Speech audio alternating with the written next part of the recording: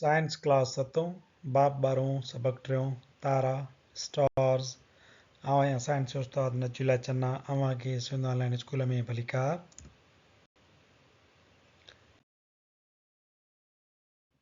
अजो के लेक्चर जो मौजू है तारा स्टार्स।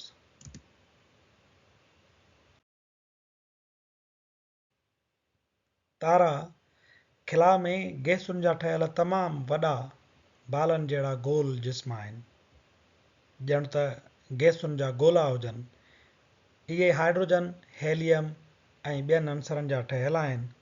तारा रोशनी, गर्मी ऐं मुख़्तलिफ़ क़िस्मनि जी तवानाई जो ज़रियो आहिनि। सिज पिणु हिक क़िस्म जो तारो आहे जंहिंजे चौधारी धरती ऐं ॿिया 7 प्लानेट गर्दिश कंदा रहनि था।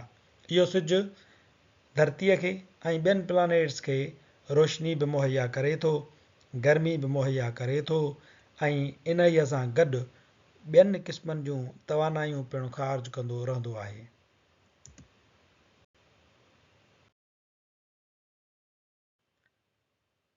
असांजो सिज पिणु हिकु तारो आहे जेको ॿियनि तारनि खां असांखे वधीक वेझो आहे। हिन खे अल्फा सेंचुरी पिणु सॾियो वेंदो आहे। इहो हिन जो साइंसी नालो आहे। सिज ज़मीन खां अटकल 4.3 नूरी सालनि जे मुफ़ासिले ते आहे। नूरी साल छाखे चइबो आहे? छा तव्हांखे ख़बर आहे? नूरी साल मुफ़ासिले मापण जो हिकु यूनिट आहे। उहो वक़्तु मापण जो यूनिट हरगिज़ न आहे। जेकॾहिं को माण्हू रोशनीअ सां गॾु उन जी स्पीड सां पूरो हिकु साल लाॻीतो हलंदो रहे, यानी 365 ॾींहंनि ताईं, त जेको मुफ़ासिलो इहो माण्हू तय कंदो तंहिंखे हिकु नूरी साल चइबो आहे।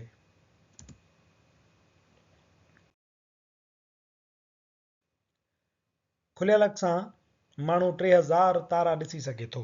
लॻभॻि 3000 तारा असां ॾिसी सघूं था, पर दूरबीन जी मदद सां वधीक तारा ॾिसी सघजनि था। तारा अछे, नीरे, फिके ऐं अहिड़े क़िस्म जे नारंगी रंगनि जा नज़र ईंदा आहिनि। के तेज़ चमकंदड़ त के डिम नज़र ईंदा आहिनि। इन्हनि निशानियुनि मां तारनि जूं मुख़्तलिफ़ ख़ासियतूं ज़ाहिर थियनि थियूं। के तारा ॻाढ़ा नज़र अचनि था, के फिका नज़र अचनि था, के नीरा ऐं अछा नज़र अचनि था। इन्हीअ मज़ा असांखे तारनि जूं मुख़्तलिफ़ ख़ासियतूं मालूम थियनि थियूं। तारनि जा रंग, कलर्स ऑफ स्टार्स। तारनि जा मुख़्तलिफ़ रंग तारनि जे गर्मीपद खे ज़ाहिर कनि था। ॻाढ़े रंग वारनि तारनि जो गर्मीपद घटि, नारंगी या फिकनि जो वधि ऐं नीरनि जो अञा वधीक हूंदो आहे। मिसाल जे तौर ते हिकिड़ो सितारो आहे बेलाट्रिक्स, उहो नीरे रंग सां चमकंदो आहे। उन जो गर्मीअ जो दर्जो तक़रीबन 27,000 डिग्री सेंटीग्रेड आहे। असांजो जेको तारो आहे सिज, जेको फिके रंग सां ॿरंदो आहे, उन जो गर्मीअ जो दर्जो तक़रीबन 6000 डिग्री सेंटीग्रेड आहे। ऐं इन खां ॿियो आहे बेटलगीज़, हिकिड़ो सितारो आहे जेको नारंगी रंग सां ॿरंदो आहे, ॻाढ़े रंग जो उहो ॿरंदो आहे। उन जो जेको दर्जो आहे उहो 3000 खां बि घटि डिग्री सेंटीग्रेड जो हूंदो आहे। ब्लू सितारा तमामु घणा गरम थींदा आहिनि, फिका सितारा थोरा घटि गरम थींदा आहिनि ऐं ॻाढ़ा सितारा अञा घटि गरम थींदा आहिनि। असांजे किताब में तारनि जो रंग ऐं उन्हनि जो गर्मीपद ॾिनल आहे। मिसाल जे तौर ते बेटलगीज़ जेको हीअ असांजो तारो ॾिनल आहे, उहो ॻाढ़े रंग जो आहे। उन जो तक़रीबन दर्जो 3000 डिग्री सेंटीग्रेड आहे।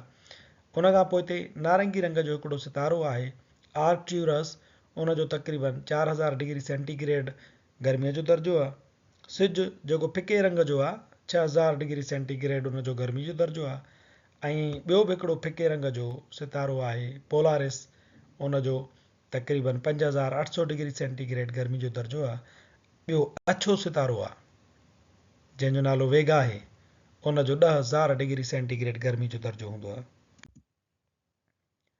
तारनि जी रोशनी, ब्राइटनेस ऑफ स्टार्स, जीअं असां चयोसीं त सितारनि जो रंग उन्हनि जी मुख़्तलिफ़ ख़ासियतुनि खे ज़ाहिर करे थो, ईअं उन्हनि जी रोशनी पिणु असांखे सितारनि जी कुझु ख़ासियतुनि जे बारे में सम्झाणी ॾींदी आहे। हिकिड़ा तारा ॿियनि तारनि खां वधि रोशन नज़र ईंदा आहिनि। तारो जेतिरो वधीक गरम हूंदो ओतिरो सवायो रोशन ॾिसण में ईंदो। छा हर रोशन तारो वधीक गरम हूंदो आहे? गर्मीपद खां सवाइ ॿियनि शयुनि ते बि इन जो दारोमदारु आहे। मिसाल जे तौर ते तारे जी जिसामत या साइज़। जेकॾहिं ॿिनि तारनि जो टेम्परेचर हिक जेतिरो हूंदो पर उन्हनि जी साइज़ या जिसामत में फ़र्क़ु हूंदो त पोइ उन्हनि मां वॾो तारो नंढे तारे खां वधीक रोशनी ॾींदड़ हूंदो ऐं आसमान में बि वधीक चमकंदड़ नज़र ईंदो। शिकिल 12.6 तारे अलफ़ ऐं तारे बे जो टेम्परेचर बिल्कुलु हिक जेतिरो आहे। हीउ नंढो सितारो आहे, हीउ वॾो सितारो आहे, ॿिन्ही जो गर्मीपद हिक जेतिरो आहे। तारो बे तारे अलफ़ खां वधीक चमकदार ॾिसण में ईंदो।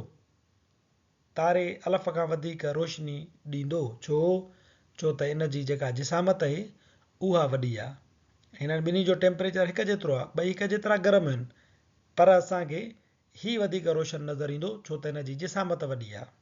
जिसामत खां अलावा तारनि जी रोशनीअ जो दारोमदार ॿियनि अंसरनि ते बि आहे। मिसाल जे तौर ते तारे जो ज़मीन खां मुफ़ासिलो, the distance to the star. तव्हां जेकॾहिं रोड ते बीहो ऐं तव्हांखे लाइन में लाइटूं जेके लॻल आहिनि उहे तव्हां ॾिसो, उहे लाइटूं तोड़े जो हिक जेतिरी रोशनी ॾींदियूं आहिनि, पर जेका लाइट तव्हांजे वेझो हूंदी उहा तव्हांखे वधीक रोशन नज़र ईंदी ऐं जेका परे हूंदी उहा तव्हांखे घटि रोशन नज़र ईंदी आहे। ईअं ई जेके सितारा असांखे वेझा हूंदा आहिनि उहे असांखे रोशन ऐं वॾा नज़र ईंदा आहिनि, जॾहिं त उन्हनि जेतिरा ई रोशन ऐं उन्हनि जेतिरा ई क़द बुत वारा सितारा जेकॾहिं परे हुजनि त उहे असांखे डिम नज़र ईंदा आहिनि।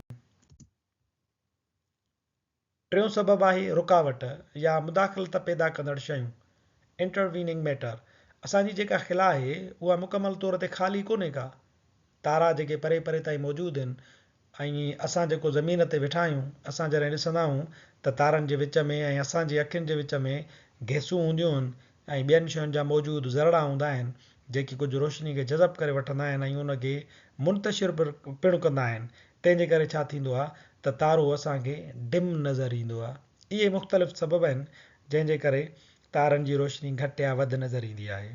असांजो अॼोको लेक्चर हिते पुॼाणी ते पहुचे थो। वधीक वीडियोज़ लाइ ॾिसंदा रहो सिंध ऑनलाइन स्कूल।